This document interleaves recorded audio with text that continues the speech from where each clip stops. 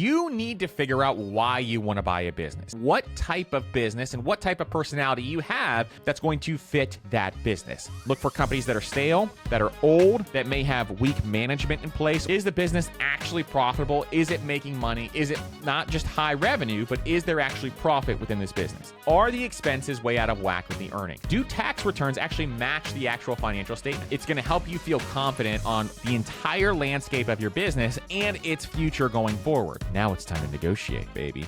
Today, we're going to be diving into the complete checklist to buying a business. And this is one of those things that I am very, very bullish on going forward. We've talked about a number of different times on why I like buying businesses, but I think this is something that is going to be a massive opportunity for a lot of people. And so we've interviewed a number of people on this podcast, like Cody Sanchez, for example, who came on this show and kind of talked through why she buys businesses. And we talked through different businesses that she likes, like laundromats and different examples that she has and that she has purchased in the past. In addition, we've talked to people like Walker Deibel, who wrote the book Buy Then Build. And that book, Buy Then Build, was my first glimpse into the power of actually buying businesses. And so this is something that I have been researching for the last couple of years. I've been bringing experts on the show. And then finally, in 2023, we bought our first business. So I've started a ton of different businesses, but I've never actually purchased a business, and we purchased our first business. This is going to be the episode kind of talking through exactly what I did and the process that I utilized in order to go and buy a business. And this is something that I am going to do over and over again. It's a big, big part of what my portfolio is going to be going forward, is buying businesses. So this is something where I really enjoyed the process. It was something that I'm really, really high on. And why am I high on it? Well, I think I'm very high on it because the majority of business owners right now, over 50% of them, are baby boomers. And most baby boomers will retire by the year 2030.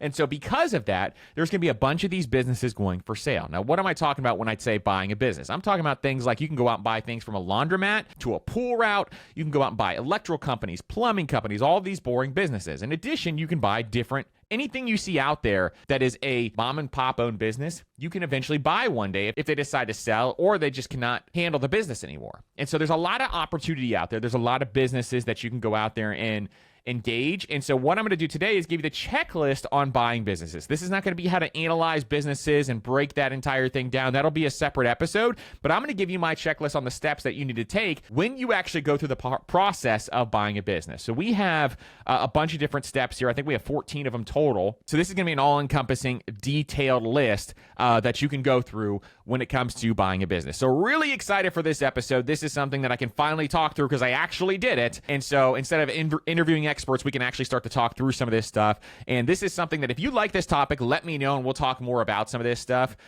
because I think this is really, really powerful. Now, who should buy a business? A lot of people need to think through this before they even get started. And if you're someone who is interested in a specific area, you want to be your own boss and you want to run the show, this may be a great option for you. And we'll talk through financing and how that goes about as well.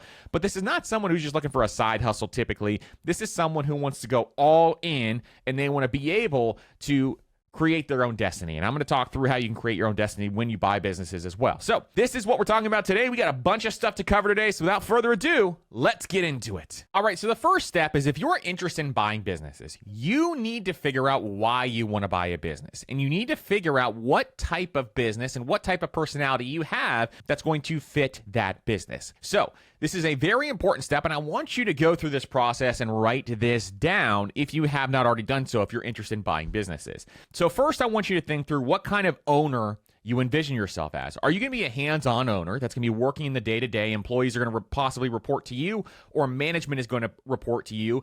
And or are you looking for a more passive role and you want to put management in place because you have more dollars available to put that management in place? For example, there's a lot of people out there who go out and buy businesses, then they put good managers in place to run the businesses for them, and they just have a portfolio of businesses available to them. So you can think of someone putting a CEO in place to run that business. Here's a great example of that. The biggest example of this is Warren Buffett, where Berkshire Hathaway really just owns a bunch of different businesses underneath their umbrella. And so one big example is Geico. Berkshire Hathaway owns Geico, and so they have a CEO in place at Geico that runs that business. You can do that on a very small scale by having a portfolio of businesses if you wanted to do it that way.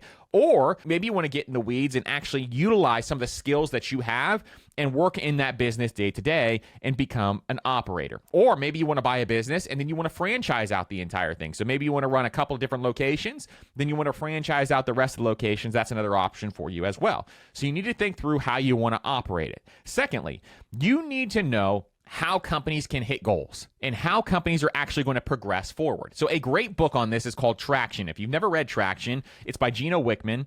And Traction is a book that helps you figure out how to systematize your business, how to set goals for your business, how to put together a bunch of different things that you need in order to make sure that you're on track.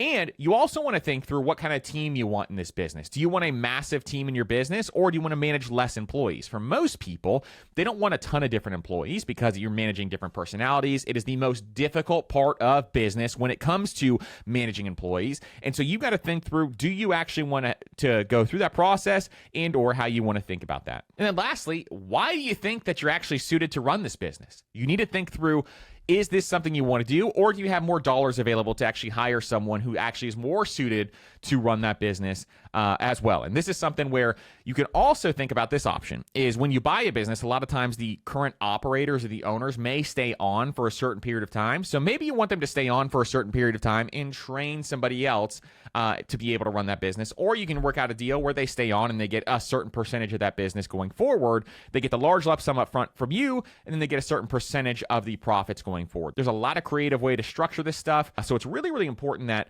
you as the purchaser kind of thinks through this. You really need to know this stuff up front and then go from there. And also up front, you also need to make sure that you understand what type of business you want to buy. So this is number 2. And this may be something where you don't know right now when you're starting to listen to this podcast because you're just learning how to buy a business, but you want to figure out what type of business you want to buy, and then you want to look for those businesses and look for good deals on them, because you're going to get good at finding these deals as you practice over time.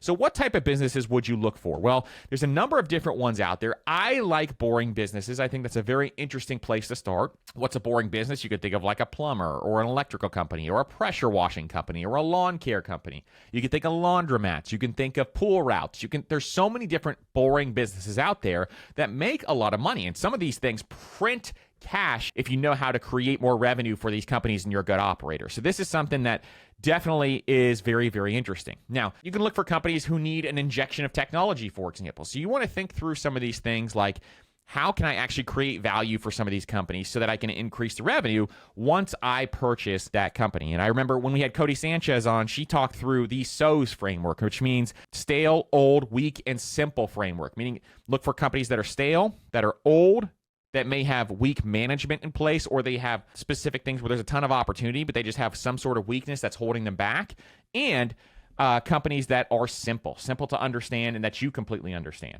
And so these are things that I'd be much more interested in over time than being interested in some high-flying internet company that you really don't have a full understanding of how that works. Now, if you're in the online space and you understand how it works, that's another thing. But if you don't understand how it works, it's really, really important to make sure you understand how this is going to work first. Now, number 3 is you want to choose how you're going to actually finance this business. So there's a bunch of different ways to finance businesses. One, you can go out there and you can use your own cash. So you can save up enough cash in order to go out there and buy a business. 2, you can use seller financing. And seller financing is by far my favorite thing about buying businesses, because a lot of owners understand business. They understand how seller financing works. And so it's much easier to convince a seller to do seller financing than it would be in various other situations. So that's what we did when we purchased our business, was we did seller financing up front. So we put a lump sum of cash down, and we did seller financing, and the owner was the bank, and they were also involved in some of the day-to-day operations with us as well as a partner. That was a great option for us in that situation. And so I love seller financing because it is a way for you not to use a ton of your own cash, and instead you can use that cash to improve the business going forward, and or you can keep it for emergencies on the side, because if you're a business owner, you're going to need extra cash up front in order to maintain some of those emergencies. I think that's super, super important. Also, you can use other people's money. So you can raise money from investors, you can do crowdfunding, that type of thing. And so putting these dollars together up front is going to be really, really important. then the business is going to be paying those investors back. So you can raise personal private capital if you know investors in the area who are bullish on that business and or they're just looking to make more interest. Now, the interest rates are going to be a little higher when you go to personal investors. They may be somewhere in the 7, 8, 9, 10% range. And so you got to make sure that you understand that going into it up front. And then also there's business loans, things like SBA loans, for example, Small Business Administration, where you can put as little as 10% down and they will finance 90% of the business. Now, I want you to think about this for a second. So you can buy $1 million business for $100,000 down with an SBA loan. And so that's an amazing way to utilize leverage when it comes to some of this stuff. Now, one thing I want you to note on SBA loans is one, there's a lot of hoops to jump through when you go get an SBA loan. So there's a lot of paperwork you have to work through. So I prefer seller financing over SBA loans, but it is a great option for a lot of people, especially if you have a business that's very easy to understand. And what you do is if you want to get an SBA loan, you go down to your local bank or your local credit union and you talk to a loan officer there who is specialized in SBA, and they'll be able to help you through that process and get you that government loan. But overall, my personal favorite is seller financing. That would be my number one way to go. Number two would probably be getting money from private investors if you can get the interest rate low enough. That'd be another great way to go. 3 would be SBA, and then 4 would be utilizing your own cash, because I'd rather you keep your own cash and use it to grow the business instead. So these are some of the options that you have when it comes to financing businesses, and one should be aware of each and every single one of those because it is really important. And we'll do another episode in the future just diving deeper on how that stuff works. But I think this is going to be a great option for a lot of people. Now, number 4 is how do you find businesses that are on sale? This is a big one that a lot of people ask up front, and you're probably thinking, if you've never even thought of this concept before and going out and buying businesses, how do you actually find them on sale? Well, there's a number of different places. The biggest one is Biz Buy Sell if you're looking for physical businesses. And Biz Buy Sell is kind of a place where I like to start to see what's out there, to see what's in my area and see what's available. And it's a great place to start. It's basically like the Zillow of businesses. And so you can go on there, you can search for specific businesses that you're looking for, or you can just do a really broad search to see what's available and then go from there. Another one, if you're looking for online businesses, is something like Flippa. And Flippa is a place where you can buy online businesses or blogs. There's some other ones out there that you can look for as well. But that's one option. You really got to know what you're doing, though, when you're on Flippa and do your due diligence. You can also find businesses now on LoopNet, which used to just be for commercial real estate, but now they have businesses for sale on LoopNet, and that's another great option. Another one is Biz Scout. So Biz Scout actually helps you find businesses that may not have hit the market yet, but they can scout out businesses for you that may be opportunities that just aren't out there for sale yet. And then really the best way is to find off-market deals. If you can find businesses that have not hit the market yet, that don't have a broker there, and you can start to call specific business owners and say, hey, do you want to sell, or are you interested in selling? And just have a conversation with different owners and start to network with some of them.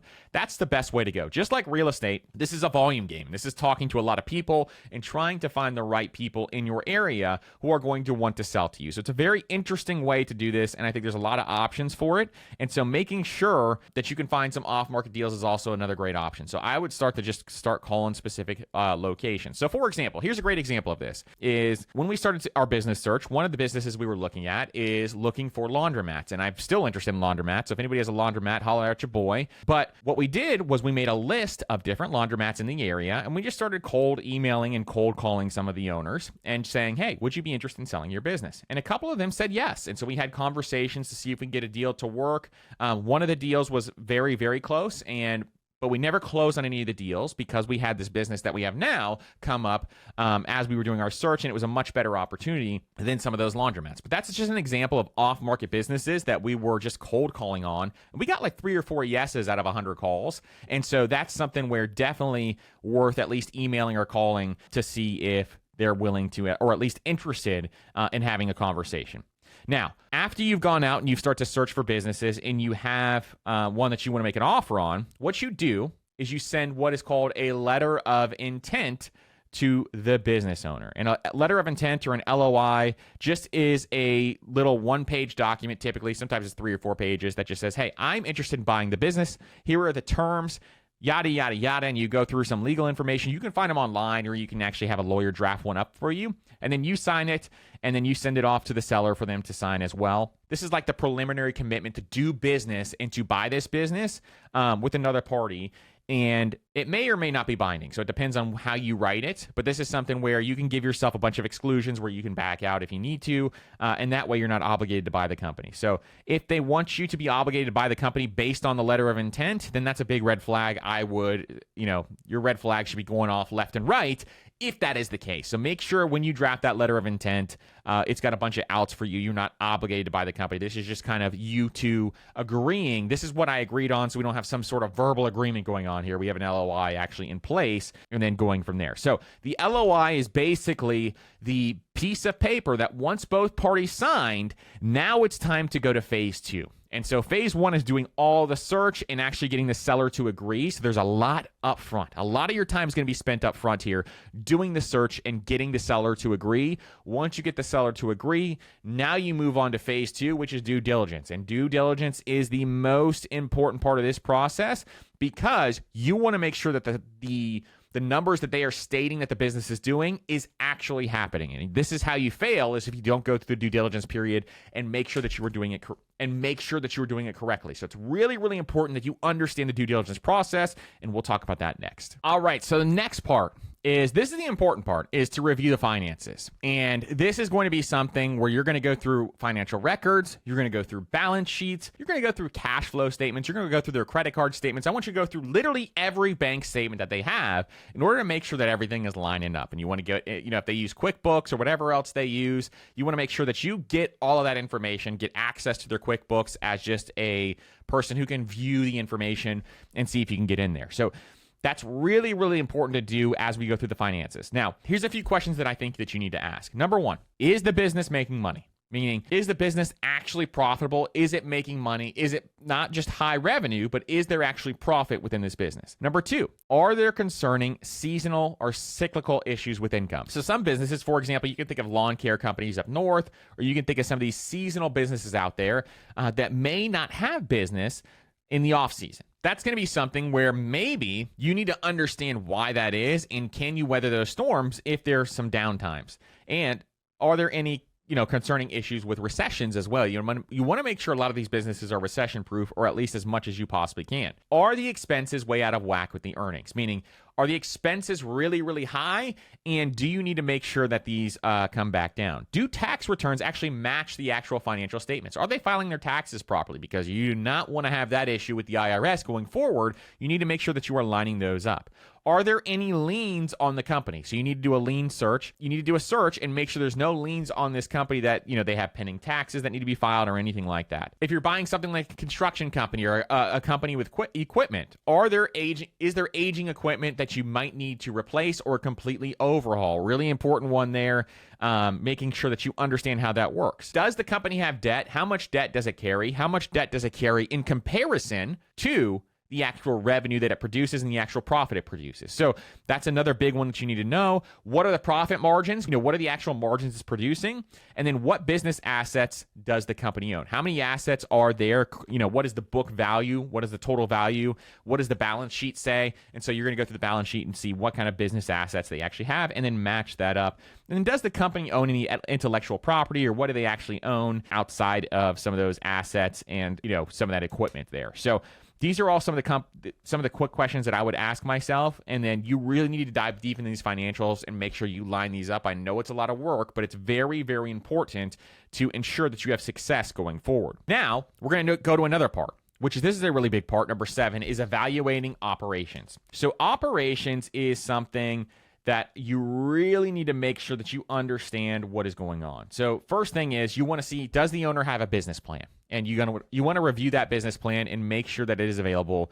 And does it have an org chart that shows, who's in charge? What is the organizational chart? How is this actually operating? Then I want you to look for any red flags that you can't live with inside of this business. Because if there are red flags that you really cannot live with, then you need to write that down and address this with the owner immediately, so that you can have this conversation and kind of talk through some of that stuff and see if this is something that's fixable. If it's not, then it may be something where you need to walk. Here's one example of this is, if the business has a massive team, meaning a ton of different employees, maybe it has dozens and dozens of employees, and it has a ton of processes that you have to manage, but you don't love being a manager, that's probably not the best option for you. And this can really, really happen. And you may say to yourself, well, it won't be as much work as maybe I'm thinking it is. No, it'll be twice to maybe 3 times as much work as you think it is. Every time you buy a business, it is way more work than you think it is. I want you to hear that up front.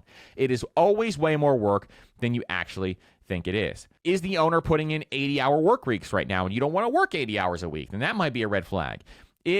Are there operational issues that you just can't fix? Like, for example, do they have marketing issues and you have no idea how to push marketing? Well, that's another issue there. And so you really need to think through all this stuff as you go through this and make sure that you understand how these roles are going to fit in and what you need to be doing. Otherwise, if you have more dollars to commit to this, then maybe you start to talk to different operations folks and or have them operate the business instead. But really, I want you involved, especially up front for the first 3 to 6 months, so that you know everything that's going on.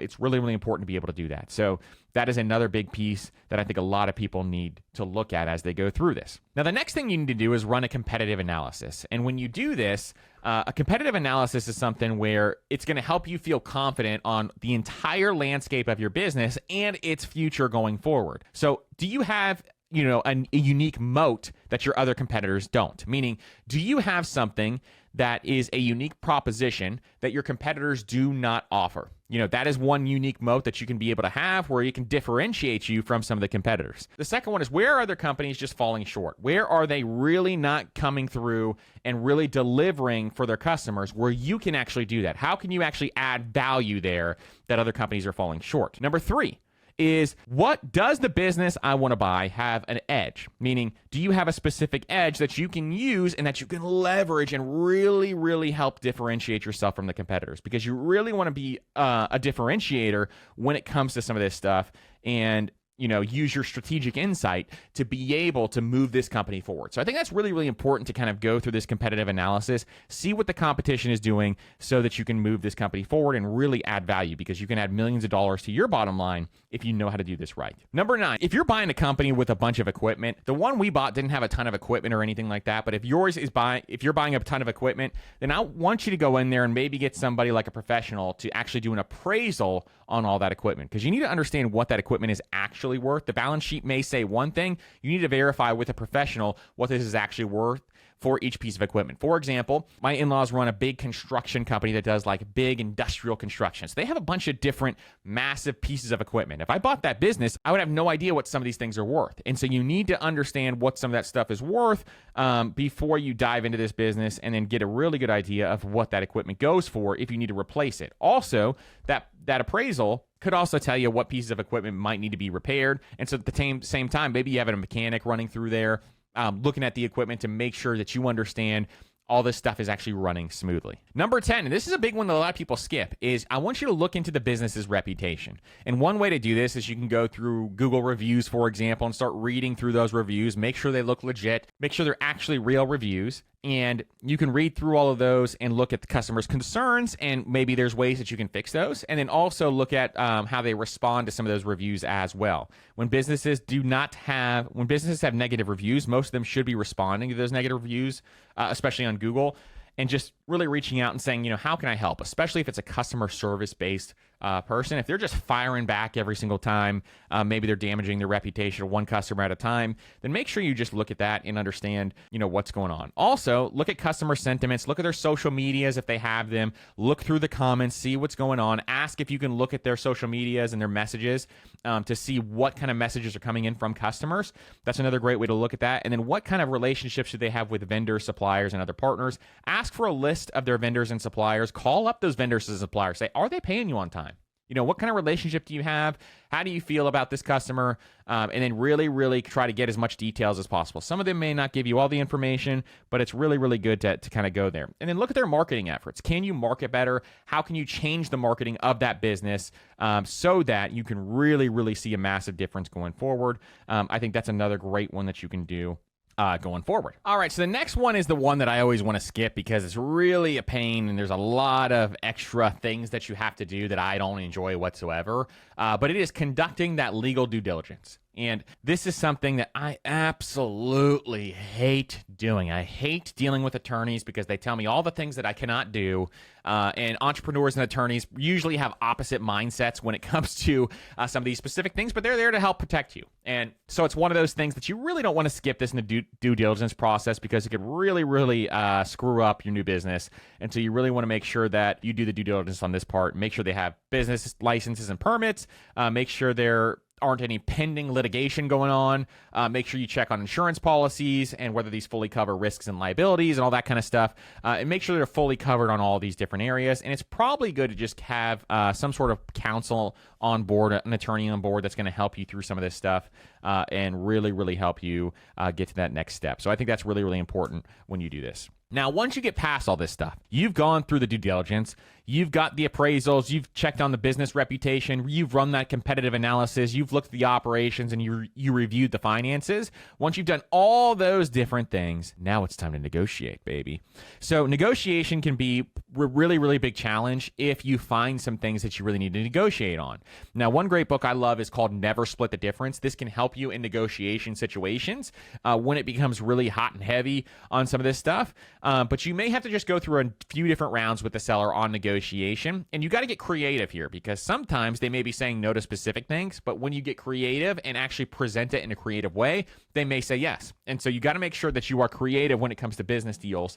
And you can get as creative as you possibly want. Your attorney may say, well, that's not possible, but it's possible if you get creative enough. And so just making sure that you can work out a deal that works for both of you. I know a lot of this process can be emotional. You want that business. Once you start to get to this negotiation part, you want that business. You've been telling some people, in your life that you're looking at this business and that you may be interested. And so you're really, really talking through some of this stuff and you really want this to close. But don't let your emotions get in the way of a good deal. Don't be afraid to walk away. You can absolutely walk away if it just doesn't work for you. And so I think this is something that a lot of people just need to try to remove their emotions as much as possible. But if you have not read Never Split the Difference, I would definitely recommend it for negotiation. Getting to Yes is also another good book on the sales side. But I think this is going to be something where you can use a couple of different pieces here to really, really help you on the negotiation process. Then it's time to close the deal. So when you close a deal and you go to the agreement and you both sign the agreement, you can secure your funding, you can transfer the licenses. This is actually just a lot of paperwork that you have to go through and a lot of mundane steps that you really have to take in order to make the business yours and close that deal. But you got to transfer all that stuff to your name, the LLC, everything else. And so it's really, really important that you actually go through that process. Number 14 is figuring out how to add value. This is where you're going to make a big difference. When you buy a business, you want to make sure that business is missing things that your skill set can really help accelerate. And so there's a bunch of different things that you can do. For example, the business that we bought, they weren't doing a ton of social media video, and your boy does a lot of social media video, so we added some of that in. In addition, they didn't have an email list that they were actually emailing to, so we started to email to an email list and increase some of the marketing in that sense. There were other things that we added, like adding different retail things that we could start to sell more. We added different scheduling procedures and then we added standard operating procedures for the employees. And there's a lot of different things that we did in order to try to improve the process. And so when you do this, you can start to level up some of the systems and the marketing. You can look for growth opportunities and use your skills to actually go after those growth opportunities. You can also improve customer service. And the business we bought had really good customer service. And so that was one thing that we just wanted to make sure that we continued moving forward, is that having that great customer service. And then providing more training to employees is another one, where you can really help employees be successful within this business. And moving forward, you can really help each other go forward. And moving forward, you can really help each other out. So I think that's another really important one, and I think it's going to be really, really helpful. Now, another big one is a lot of times technology can be outdated in some of these mom and pop shops. And so adding technology to a lot of these businesses can be really, really helpful, and really just that might be the key tool to really accelerate your revenue. So that's another big one that you can think through. Can you add technology? Are they using a CRM, or are they using just a notepad with all their customers in there? That's just another example of how you can really help accelerate your business to the next level. So these are the 14 steps the checklist that I would utilize in order to look at and go out and buy a business. If you guys want to copy this checklist, make sure you're subscribed to the Master Money newsletter. We're going to be sending it out next week on the Master Money newsletter to everyone who's in the newsletter. So if you want to copy that checklist, make sure you check that out and you'll be able to get it there.